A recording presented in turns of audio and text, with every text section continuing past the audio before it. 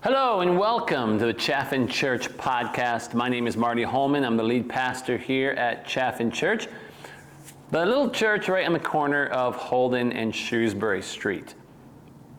Our podcast we use to focus in on our community and what's happening within our community. And one of the things that is happening in our community is an amazing little ministry called Young Life.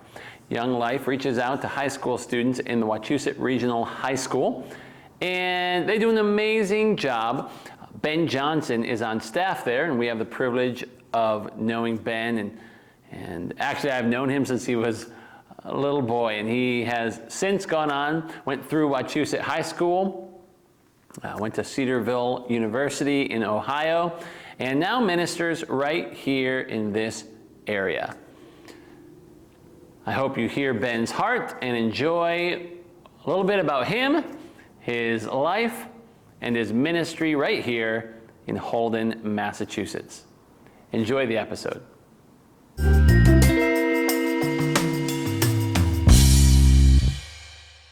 Ben Johnson. Yes. How you doing, Marty? I'm good, man. How are you? I'm doing very well. I'm doing very well today. Thanks for being here. Of course. Here in Holden, and took the time. Now, before we get into all the things that you do, what does a normal Thursday look like for you here in Holden? Yeah, well, I'm still kind of trying to figure it out. Okay. Because since I only went on the staff with Young Life July 1st,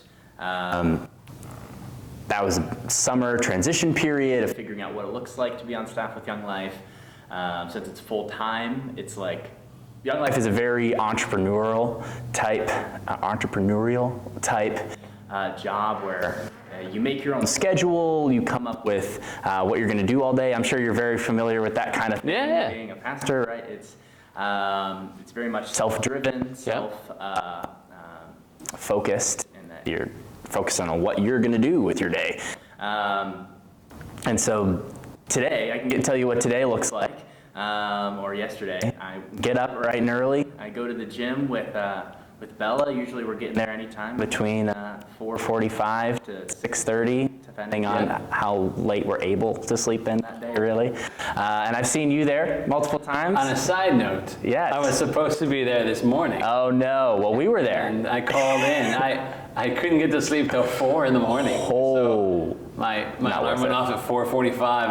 I text my friend Jason and said, "Listen, man, I'm not going to make it today." The first time I called out. Wow. I was traveling. Well, Jason wasn't there either, so all right, I didn't see him. Good info.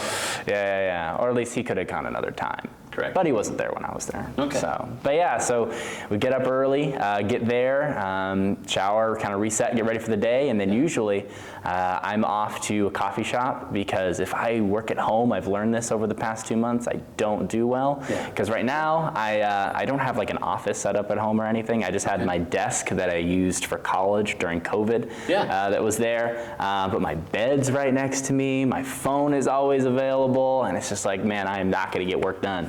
I'm not in a place of productivity. And so I started packing myself up for the day in the mornings, spending a couple hours at a coffee shop, whether it be New Kitchen over on Chandler Street. Awesome place. Especially when you meet for lunch there, and then you can be like, hey, meet me for lunch, we'll talk about Young Life, and then I can get lunch with you, and it'll be great. But it's very healthy. But then also, the place I've been going a lot is Sweets and Java, right on Main Street, Holden. And so if you show up all of a sudden anytime between like 9 a.m. or noon, I'll probably be there. So, because I try to be there for at least 3 to 4 hours of the day to get admin work, lesson prep, really anything that needs to get done from a background perspective for Young Life. And then usually I'll take a big break in the middle of the day. So whether that is go get lunch with somebody or by myself, or just go home, meal prep, take care of cleaning the room, doing laundry, just daily activities. And then in the afternoon/evening is when Young Life, we really pride ourselves in doing contact work. Contact work being any time you spend time with a kid in their sphere, in their place, So that looks like going to wherever the kids are at, whether it be at their football game, baseball game. Recently, I've been at a lot of the Wachusett volleyball games, as we were talking earlier, and that usually takes up a couple, 3, 4, 5 hours in the afternoon. Yeah. Just either being on campus or hanging out with the students at whatever activity they're doing. Right now, we don't have any volunteer leaders, so that's one big need we have, is to find volunteer leaders who are willing to mentor and come alongside and live life with high school students. And normally, my job would be very focused on those leaders, cultivating them, equipping them, encouraging them spiritually. But right now, since we don't really have any, it's fairly, my schedule is a lot more open than it normally would be. Yeah. So I'm really just saying, like, all right, if I'm not on the campus, or at least at an event for just like meet kids 4 times a week, then I'm not doing enough. Okay. So, because eventually it might turn down to being like, okay, I want to be on campus 2 to 3 times a week. But for now, it's like I have the availability, I have the opportunity to do that. So I'm going to be on campus as much as possible. But eventually, those middle day hours are going to be filled up with like, hey, you have class at 11, can I meet you for coffee at 12:30? And then I'd go and have meetings with whether college students, people in their early career who are volunteering with Young Life. And so that's kind of what a daily Ben Johnson life looks like, and then usually dinner over at the Reserve with Bella, and that's usually what we do. Her mom is a fantastic cook, and so is her boyfriend, so we really enjoy their meals that they make there. And so, there was one time they said, hey Ben, the way we're going to support you in your ministry is that we are going to provide food for you. And I was like, that is the best thing you could ever say to a guy. There is nothing. There is nothing better than offering food. Like, that's awesome. And so I found myself going grocery shopping only like once a month, because I can just go there and they give me food. And it's amazing. Nice. Yeah. So Bella obviously is your girlfriend, which I know. Yes. Bella's my girlfriend. We've been dating now for 5 years. Started kind of as high school sweethearts. I graduated on June 6th, I believe, and we started dating June 1st. So it was just before I graduated. She was a sophomore at the time. Yeah, and so then I went off to, I'm currently wearing the sweatshirt, as you mentioned earlier, Cedarville for 5 years. During those whole 5 years, we stayed together long distance, because she was here at Worcester State, which, funny enough, I'm actually wearing a Worcester State shirt underneath this. Oh, so you're repping both of them. I'm repping both of our soon-to-be alma maters. So it's very funny that happened. But then I came back this past May, and we got to not be long distance anymore for the duration. And so, how has that been? Has that been? Have there been hills to climb? I mean, is it just kind of right back where it always has been? I would say, with long distance, the reason why people don't last is because everyone always says, "Oh, communication is a big thing." Yes. Communication is huge, but you need to get into a routine of communication. And usually developing those routines of communication are extremely difficult when separated. Not separated, that's the wrong word. That carries the wrong, when apart. Exactly. When distanced, yes, exactly. The first 2 years, I would say, are the hardest, because you're constantly butting heads about what each person expects for communication.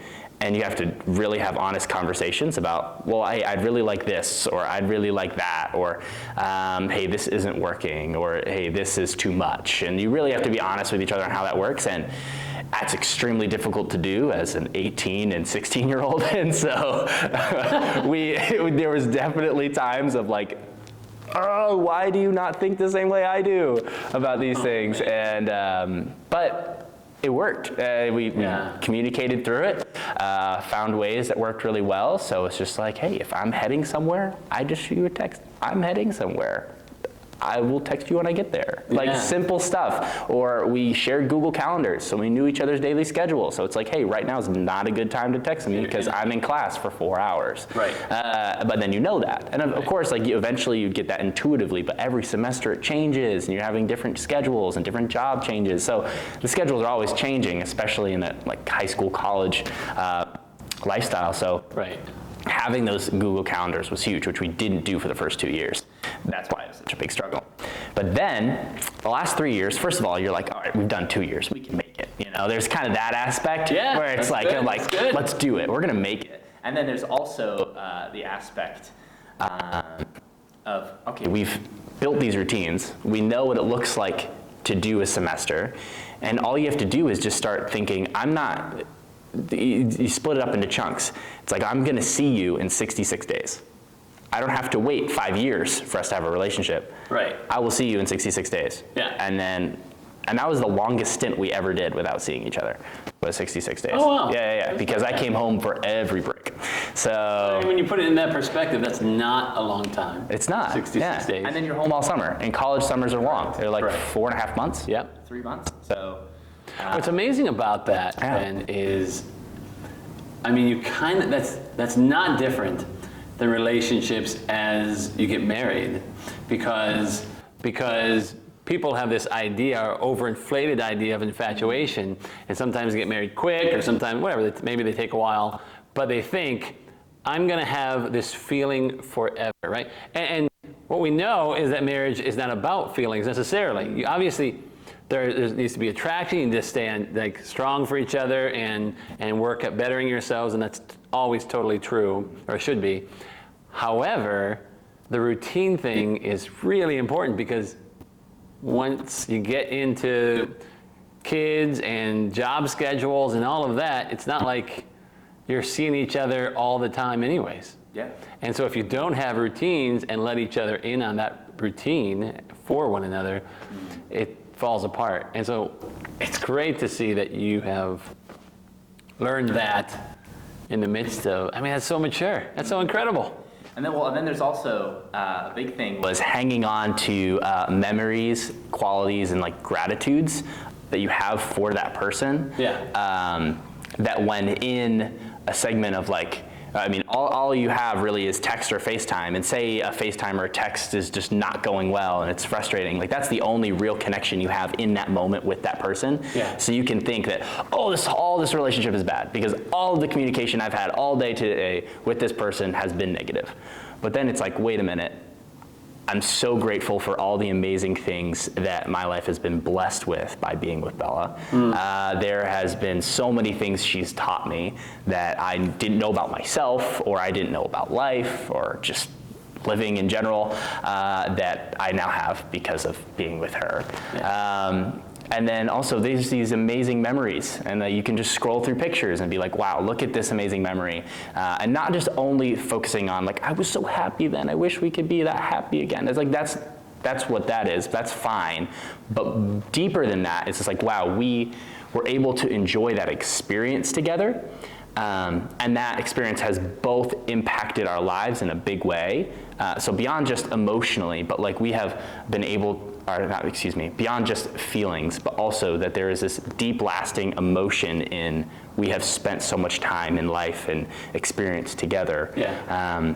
That to throw that away just because this communication today isn't going well is like, that seems juvenile and stupid. Right. So it's like, all right, I'm just gonna say 3 things that I'm grateful for in this relationship and move on and just take a deep breath.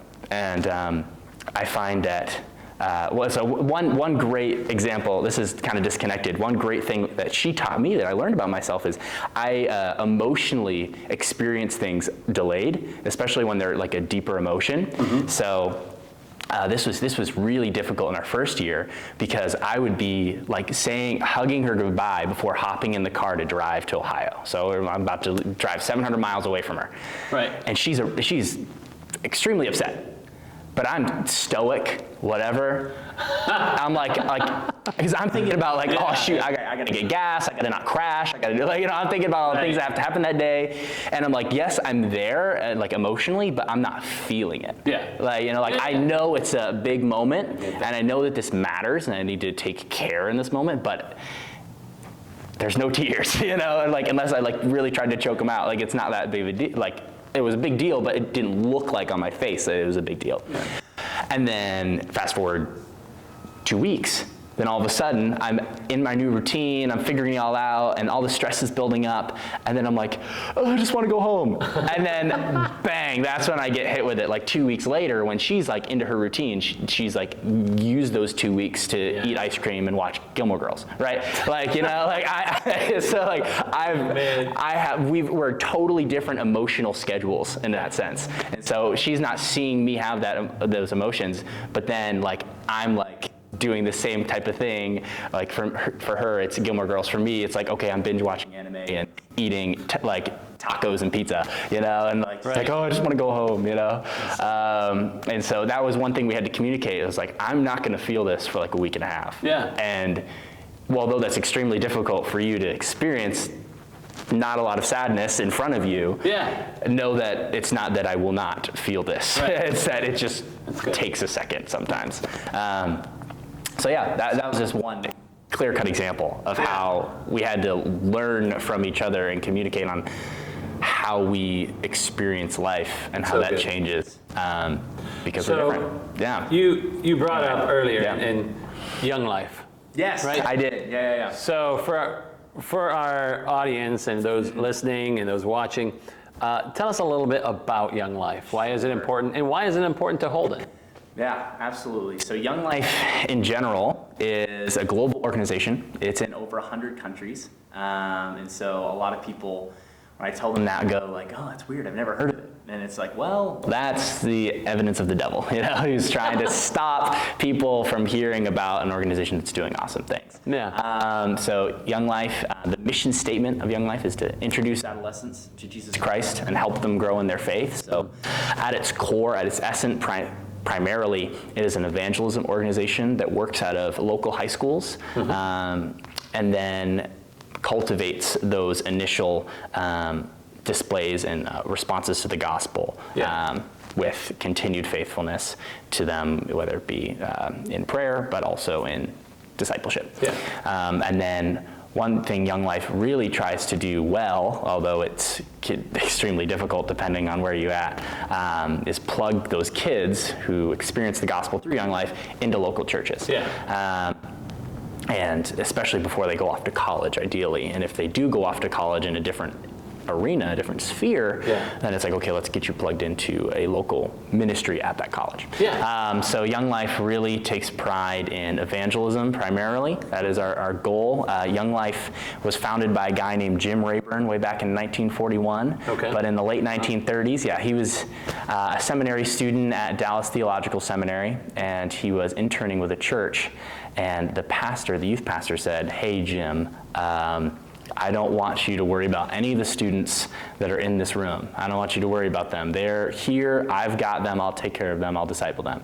Your job is to go down to the street to that high school and get to know kids there and build relationships there and get them in the door. Is essentially his idea. You need to get to build relationships with those kids so that they can come to faith. Kids who would never hear the gospel otherwise, because they're not going to come to a church. They're not going to come to us. We need to go to them. And that's what Young Life was founded on. That was his whole concept. So Jim Rayburn went across the street, went to the high school, and built or made what he called the Young Life Club, the club at the school. And all it was a weekly event where kids would come, usually in a like socially or spiritually neutral place. So it's not a church building or a church affiliated building, but rather it's just like a community center, a home or basement of somebody in the community, or one of the front lawn, or literally anywhere that they could get a space where kids could meet and have a club. And what Young Life Club really is, in essence, is a party with a purpose, controlled chaos, an evangelism opportunity that's eccentric and exciting, and everything a high school kid is going to want to be is not going to want to miss out on, right? And so one thing people often will criticize Young Life for is like, oh, you're all about the fun and not about the faith. It's kind of a pretty heavy rhetoric pushed from the church side, which is really disappointing, because the idea of Young Life is to be fun and to show how life is better when you have faith. And so a big go-to verse for Young Life is John 10:10, which is, I came so that you could live life and life to the full, or life abundantly, depending on which version of the Bible you read. But the idea is that life is fuller and more abundant and better when you're doing it following Christ. Yeah, absolutely. Exactly, right? And so, while yes, we are going to do crazy fun games and sing songs together and scream Taylor Swift's love story at the top of our lungs, we're also going to share with you the way... Say yes.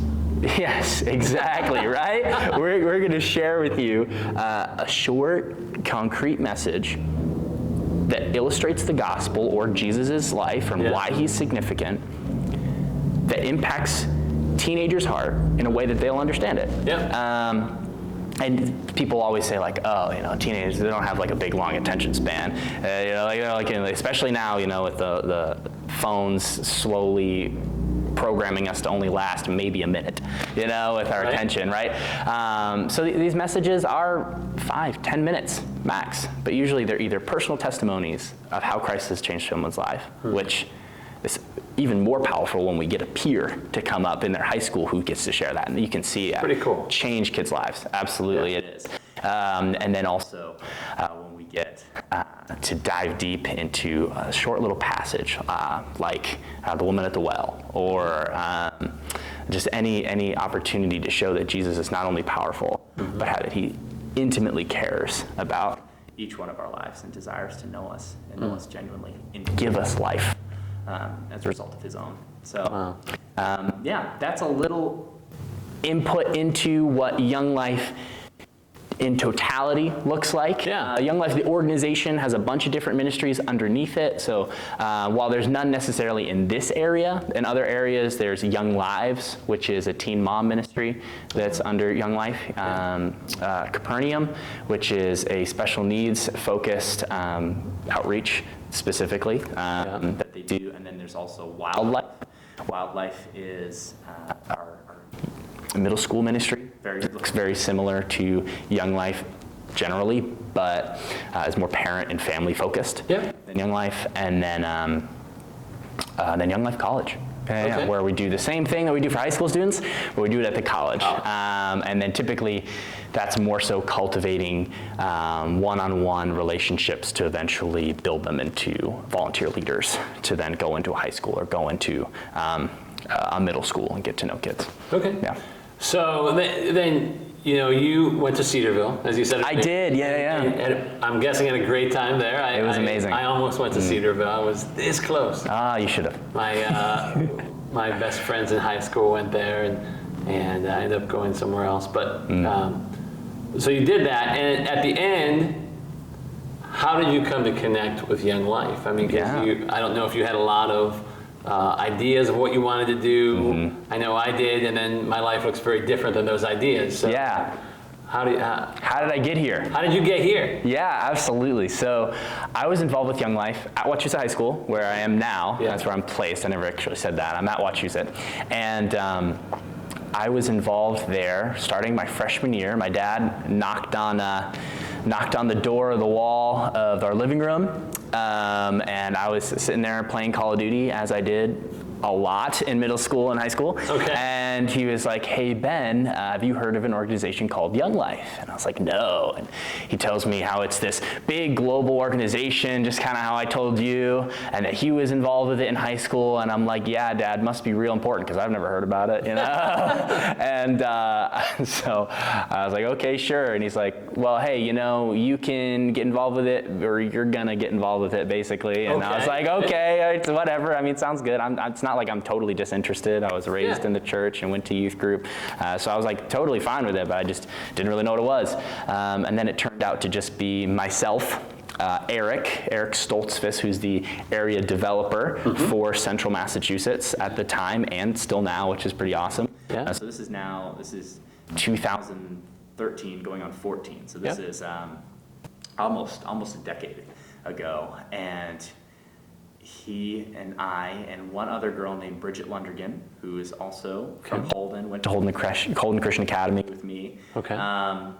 She is now actually the co-chairwoman of the committee for Young Life, which there's a committee of concerned adults who desire to bring Young Life to a high school, and that's kind of the way Young Life starts in an area, is a bunch of adults in the area called the committee who pray that Young Life would come to their area and that they can find a staff person to then begin doing contact work and build a club. Nice. That's kind of the pipeline of way Young Life kind of starts in an area. And so Bridget was in Young Life with me now 9 years ago. She was a junior, I was a freshman, and we would meet around my dining room table with Eric, and that was on Tuesday nights, and that was Campaigners. Campaigners is kind of it's kind of going with the name. It's the time where staff or volunteers build the campaign, if you will, or invite students onto the campaign of Young Life to build a club, to help introduce their friends to Jesus, to invite them to this relationship that we have. For them to share that with others. And so that there's this level of, we want to invite you onto our campaign for this high school. And so that's why they call it Campaigners. They're building people or campaigners to go and build a club, in essence. And so, so I was, as a freshman, way back in the day, it was me and Bridget, and I started being like, hey, there's Young Life at my house on Tuesday nights, you want to come? And they're like, what's Young Life? I'm like, I don't know. I'm talking all the time and eat pizza. And I'm a campaigner. Yeah, and I'm a campaigner, exactly. And wouldn't you know, that horrible description God used in manifold ways. And by the time I left as a senior, there were like, I think on campaigners nights, like 15 to 20 kids all packed into our living room, which was amazing. And we weren't doing anything extremely fun, right? Like, yeah, it was fun. Oh yeah, we had a good time. Everyone enjoyed themselves, ate pizza, the big Y sheet pizzas that you can get, the party pizzas, bomb pizza. And now, quick side note, if you put the Tostitos like yellow queso on top of that. I mean, if you put that on anything. True, but it's really good on their pizza. Really okay. Especially when you get, like, you eat all the good stuff and then you're left with the crust and then you pour it all on. So good. And that was a big, like, culture thing back in the day. Excellent. And I still remember because it was so amazing. But yeah, we had an awesome time. It wasn't like crazy fun. It wasn't all the fun things that you'd think teenagers would engage with. But they enjoyed it. Everybody enjoyed it. Everyone had a good time and felt like they had genuine relationships with people. Well, you know, it's funny you say that, the things you think teenagers would engage with. But a culture is whatever teenagers engage with, right? Yeah.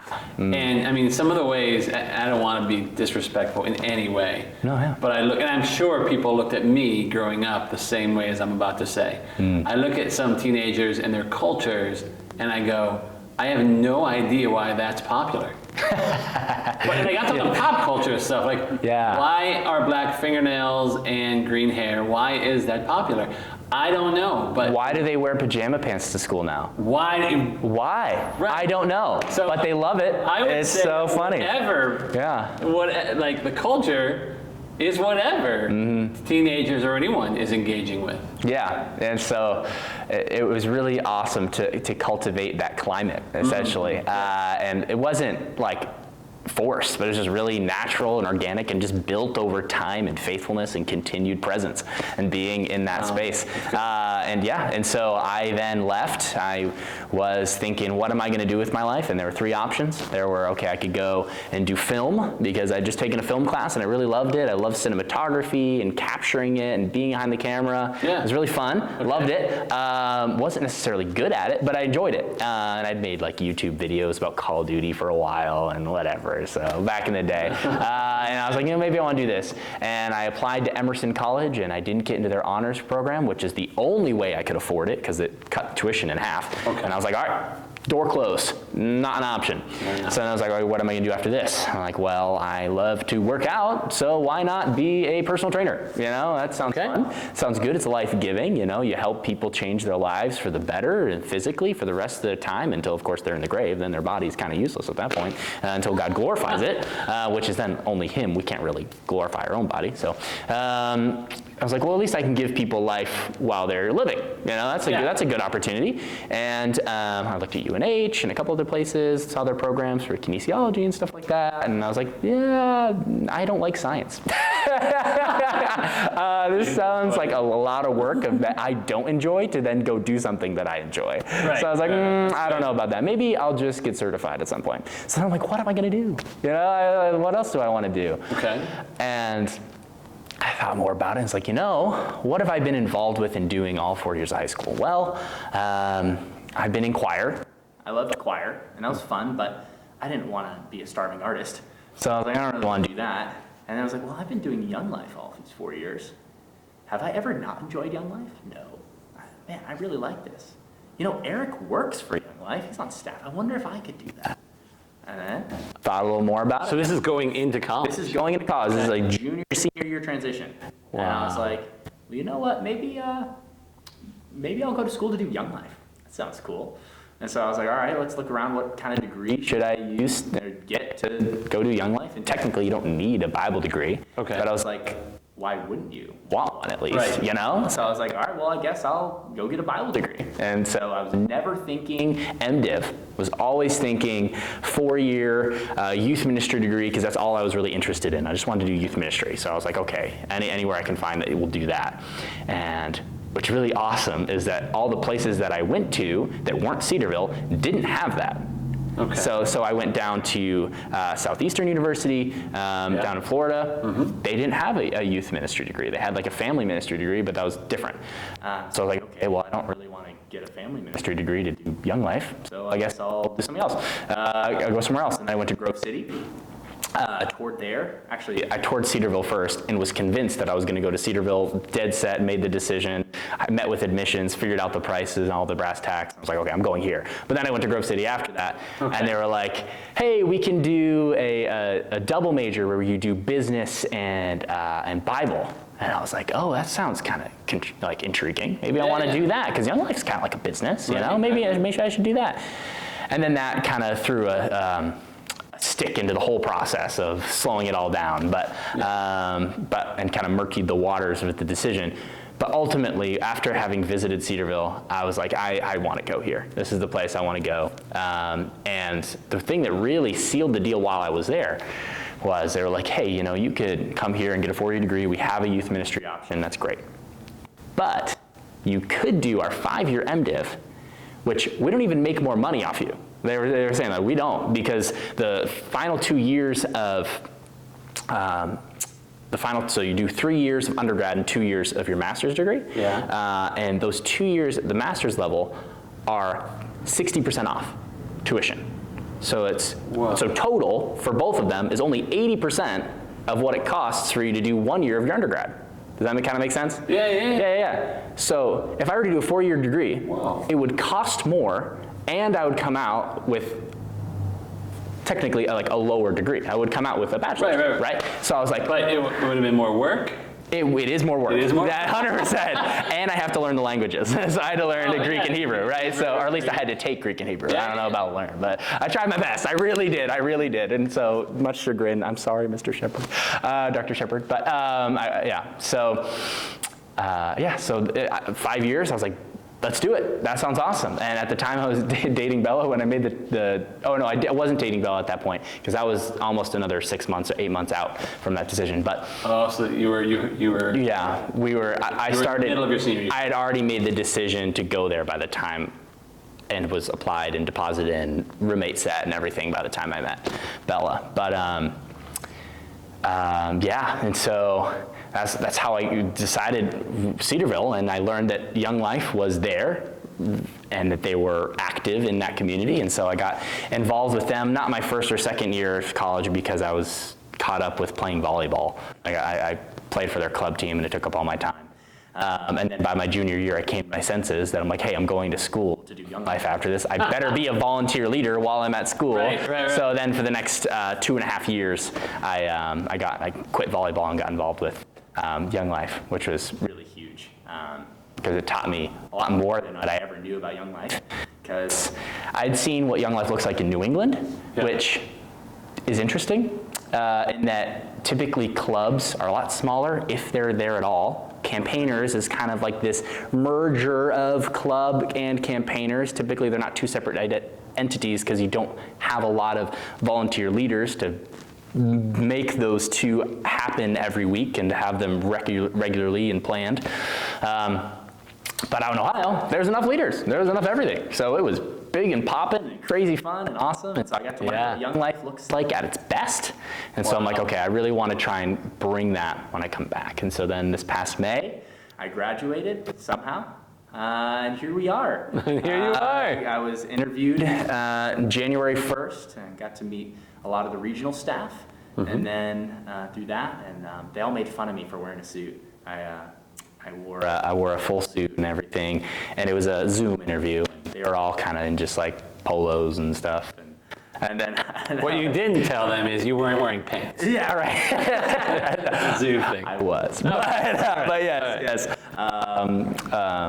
Yeah, and so they all laughed and made fun of me when I went to staff time. They're like, "Oh, you were the one with the suit on." Man. I was like, "Well, yeah."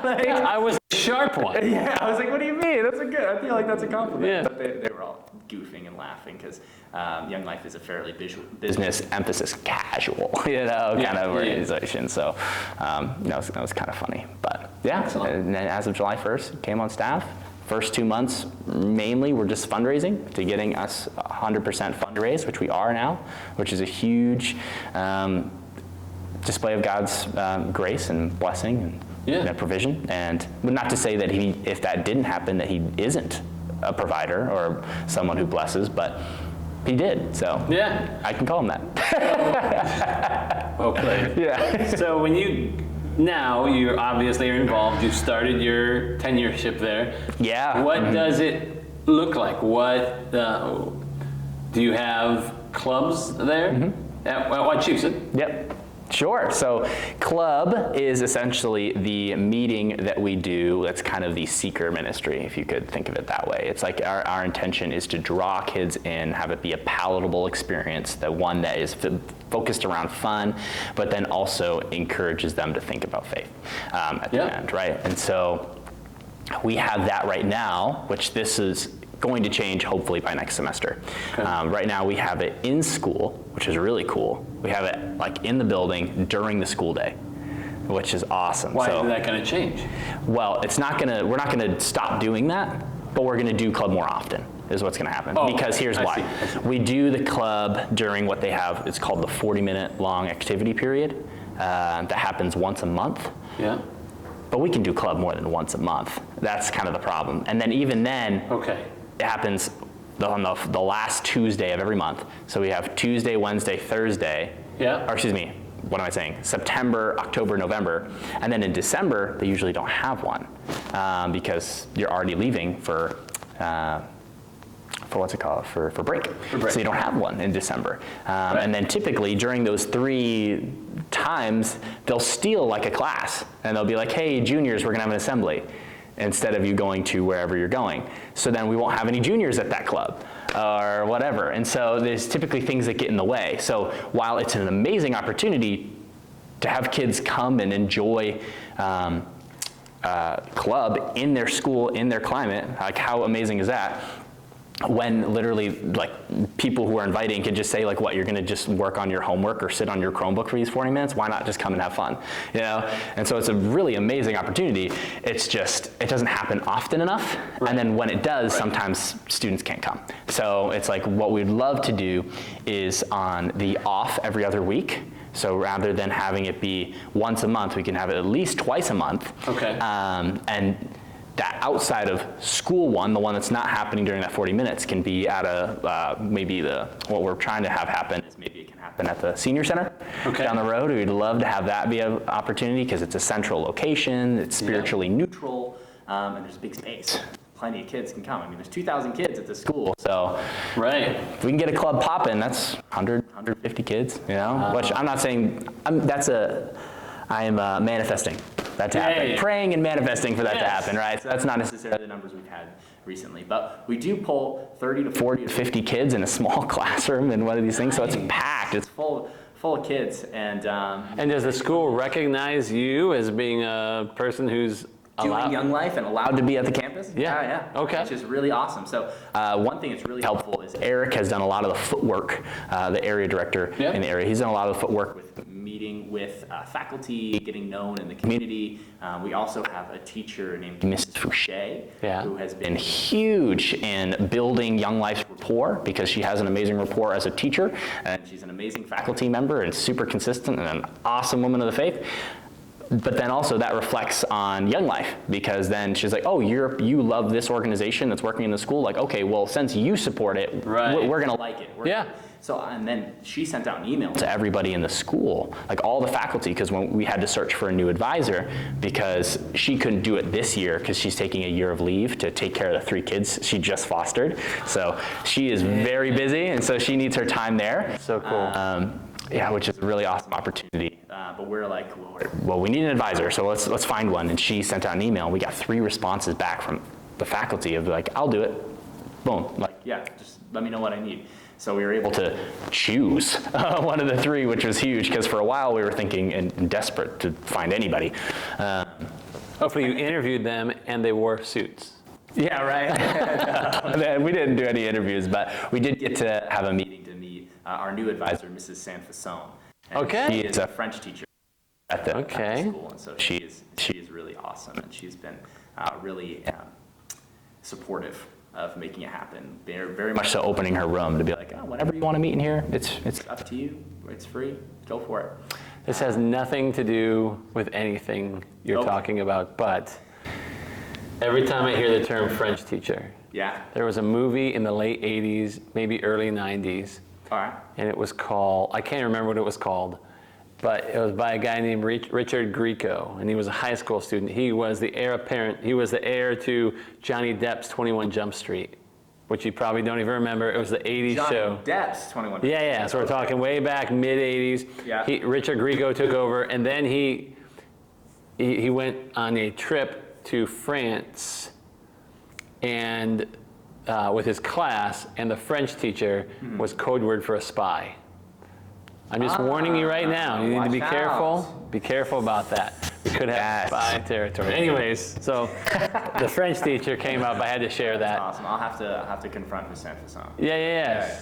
Yeah. I wish I could. Maybe afterwards I'll figure out what the movie is, and you can ask her if she's seen it. Oh, that's hilarious. Okay, I will ask. And what's really bad is Eric and I walked in to have the initial meeting with her to just make sure to solidify that she's still willing to do it after we tell her kind of like what's all involved in it. And we both walked in and thought it was a Spanish class. So we looked at all the stuff on the walls. We're like, oh yeah, I think I remember this from Spanish. Oh my word. Not Spanish. Yeah. It's a romantic language, but not the same one. Indeed. But yeah, that was quite funny. But yeah, so we were able to find an advisor, and what that email actually did a lot of really good things, because it had my name on it. So one, I was CC'd on the email, and then also she mentioned that I was going to be coming on staff at the school. Yeah. Or not at the school, at Young Life, planted at that school. Right. And since I'd gone there for high school, all the faculty that had me were like, oh, Ben Johnson? He's coming back and working in the community again? Oh, no way. That's awesome. So I was walking down the hall. Great is that? Yeah, and my sophomore English teacher, Mr. Whitmore, I'm walking by, and I look to my left, and I'm like, oh, hello, how are you? And he's like, good, how are you, Ben Johnson? Called me full name. And I'm like, it has been 7 years since I've been in your classroom. And you not only remembered my name from the email, but also when you saw me in person. It's huge. Right. So that's a little testament to how caring the staff are there. Yeah. Also that it makes a huge difference to have your name back out there. So that's been a huge opportunity, because I just know faculty who go there. We're the teachers that I had, and get to reconnect with them them, and a lot of them are very supportive with Yeah. what they hear about Young Life, because at the very least, right, say you're a non-believer or agnostic, Yeah. you might not appreciate Young Life if you're an atheist, but Right. because then you're kind of vehemently against the fact of them being in the school. But if you're an agnostic or even just a different denomination or even a different faith, people will be like, oh, well, at least you're providing these kids with purpose, meaning, telling them that they're valued, fighting against the second cause of death for teenagers, which is suicide. Like, you're being an advocate for students. You're mentoring them, you're counseling them. There's so many amazing and good things that Young Life offers and provides for students that the secular view would still enjoy and hold and care for. I mean, and it makes sense because, I mean, secularism as a quote-unquote religion, right? The idea that I am just secular, I don't have a faith, I'm agnosticism essentially, right? Or what we would call American secularism. Steals so much from Christian values. And so when you start sharing Christian values, they're like, oh yeah, I agree with that. Yeah, I want to be a part of that. Yeah, that sounds good. You know? And it's like, okay, I'll use that. You know, I'm going to use that. So especially when you get a conversation with somebody when they're kind of like Young Life, is that like a cult? Like, I don't know how I feel about that, you know? Right. And then you just start saying like, oh, like why would you not like what we're doing? And then you say, we do this, all the things I just shared with you, and they go, oh, yeah, I want my kid to be there. I'm into that, Yeah, exactly. And so, and it's not like we're not trying to bait and switch them. Right. Like I'll tell you straight to your face, like, yeah, you might think of me as a Bible thumper and Jesus freak, but like, here's all the amazing things that I offer your kid through that worldview, right? And they'll go, oh, that's valuable. Like, yeah, they'll make their own decision, because most parents these days are kind of just like, I don't want to indoctrinate my kid. I want to let them make their own decision. Right. I mean, based on my tone, I know how I feel about that. It's just so they'll be like, oh yeah, it's up to them to make their own decision. I'm like, okay, great. I'll tell your kid the most important news that they need to hear and quote unquote indoctrinate them into that, because I know that it's valuable for them. Good. But yeah. So what, as an organization, but more specifically as an individual organization, like your specific ministry, what do you want to see for Young Life there at Wachusett, and what do you need? Absolutely. Personal goals, or the vision that I share with donors, with parents, with whoever, is a threefold vision for Young Life at Wachusett. It's broad enough in that every Young Life would desire for these things to happen. But specifically at Wachusett, this is our focus. Number one being keeping the mission statement the main thing. So introducing adolescents to Jesus Christ and helping them grow in their faith. If that's not kept as the number one focus or the main thing, then the devil has succeeded in skewing us, or our flesh has drawn us towards giving glory to anything else but Christ in the Lord. And so keeping the main thing is the thing I like to say. So that's number one. Number two is we need to cultivate and equip and find new volunteer leaders. A ministry that's involved in a community of over 2,000 kids is not going to be able to be effective when only one person is doing it. I mean, even Jesus had his 3 and his 12, right? And so he had his cohorts who multiplied the ministry of discipleship. And so the big need, I would say, for Young Life at Wachusett is to find willing, and the acronym for students is FAT, F-A-T, faithful, available, and teachable, right? And we do want fat leaders. We want people who are faithful, who love Jesus, who love the Lord, and who are available. They're not crazy full schedules. They have their job, of course. They have a full-time job, or they are a full-time student, whatever, but they're willing to give 10, 15, 20 hours a week to Young Life because it gives back in their own life, in the relationships and friendships that they get to build with teenagers. One big thing that we always hear from, and I even felt as a volunteer leader when I was in college, was, in being involved with Young Life, I had friends who were in college, and they were my core friends, the ones that that spoke into my life. But then the rest of my friends were just high school students. Like, they weren't like my ministry, or they weren't my projects, or they weren't my or my job. But no, they're just my friends.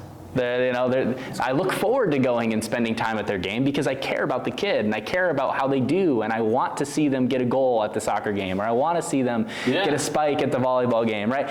Not because oh great, then they'll feel happy and then I can invite them to club and they'll be more receptive to that invitation. But no, because we're friends, and I want my friends to do well, And I want to root like an idiot in the stands, not because I want them to go to Young Life, but because I care about them as an individual.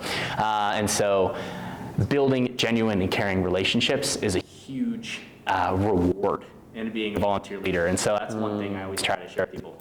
I was talking to some students over at Worcester State yesterday. They had an involvement fair. And so I met some of the campus ministers there, and one of the teens, or not teens, he was like 20.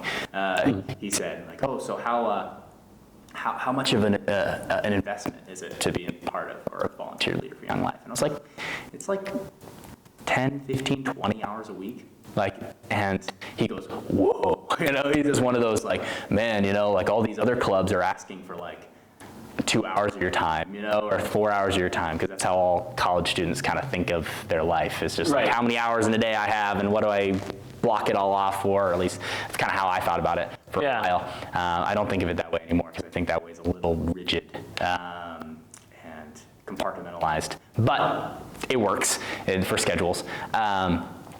And I told him, I don't want to call somebody to something extremely important by convincing them they don't have to give that much to it, right? It's so good. Because then all you're doing is undercutting your view of how important it is. If you're just saying, oh, just give us 2 hours or 3 hours of your time, Yeah. And maybe that's good for convincing people initially, 3 hours of time, and then you'll see how amazing it is. Whereas no, but if you only give 3 hours of your time, you're not going to be invested in it, and you're not going to see really the fruit of what it's like. And that's what it was for the first year of me leading as a volunteer leader out in Ohio. I invested maybe 3-5 hours a week. Yeah. And I'd go to the campaigners meeting, and I'd go to a club meeting if we had it, and I'd go to maybe Arrival, where we show up kind of when the students are coming into the school, and I'd meet the kids. That's all I really did. I didn't really invest the hours. And then my last semester, I said, you know what? Screw it. I'm giving as much time as I can to Young Life leading, because I only got a semester left. Let's see how much I can do. So there was personal growth involved in your own journey. Absolutely, 100%. And that semester, I was the assistant coach to the bowling team at the high school, which I bowled all through middle school and high school, so I loved it. I was deeply invested in it, and I loved to go and just coach it. So that was personally enjoyable. But also, that was 4 or 5 practices a week, or 3 practices a week, and then on top of our campaigners night and going out to get food with the kids before campaigners. And my roommates would always be like, hey, where are you headed? When I'm lying out the door, I'm like, oh, I'm going to a Young Life thing. And they're like, dude, you're always going to a Young Life thing. And I'm like, yeah. And it never felt like a chore. Right. I would come home tired, of course. Right. But it never felt man, I have to go do this. It's no, I always got to go do it. It was such an opportunity, so much fun, so life-giving. And it's the same idea as the serving model. You go into serving sometimes, whether it be a meal at a homeless shelter or some other way of serving in the community, and you're oh, this might be exhausting, but then you come out of it and you're I'm so happy I did that, right? Because it was so life-giving. Exercise, just literally anything worth doing, right? And so, while it is a big need and call for people, it's so innumerably important for their own spiritual growth, and it's really awesome for college and young adults to get a part of, because one, you can engage with high schoolers, because usually your culture isn't super divorced from what their culture is like, so you can relate. But then beyond that, you get to be spiritually encouraged as you start illustrating the gospel to a kid, when you're I don't even know if I should be saying this. I feel like such a hypocrite, because I know what my life looks like half the other time, and you're That's the beauty of it, because you're not calling them to you, you're calling them to Christ, right? Yeah, because yes, you suck, I suck, we all do, and so now we get to live genuine relationships with students, which is what they're looking for. Yeah. That's what they're craving. They don't want to see a perfect Instagram feed. They want the real you, right? And that's one thing that's really big with Young Life, is building volunteer leaders to cultivate their own faith, but then also to minister to high school students. Yeah. And so that's the biggest need. And then the third thing, the first thing was quick, second thing is really long. And then the third thing is not short, but is we're yet to see fruit of this. And that's involving high school students who have not engaged with the gospel, not churched, into local churches. So they come through what we would call the Young Life pipeline of they meet you at a contact work time. They go to your club because you earned the right to be heard and got to know them and cared for them intimately and intentionally through contact work. Then they come to your club, they hear the gospel, they're like, whoa, that sounds awesome. There's something more here. Life can be so much fuller than what I've experienced it. And then we're like, hey, you should come to camp. They go to camp. They experience camp. They get to live life for a week of intense discipleship with their leader, and then they get to go home with that leader. And they go home and they're like, yo, you know what? I think I'm convinced by this whole gospel thing. I think my life could be changed for the better and forever. And so then they give their life to Christ, and then it's like, okay, you start coming to campaigners. Learn Christian culture. Learn how we talk, how we pray, what we do on a Sunday morning, why people raise their hands during worship. All these weird things that you would never experience or understand if you're not from a Christian culture or church. Right. And then, hey, you should come to church with me this Sunday. Yeah. And you bring them to church. Right, that's what we would say is kind of like the Young Life pipeline in a way of getting a kid into the church naturally and in a way that engages them and intentionally shepherds them into it rather than just blindsiding them with a Sunday morning. Yeah. Right. And so building those students, for one, but then also relationships with churches in the area. So it's like, hey, you're from Rutland?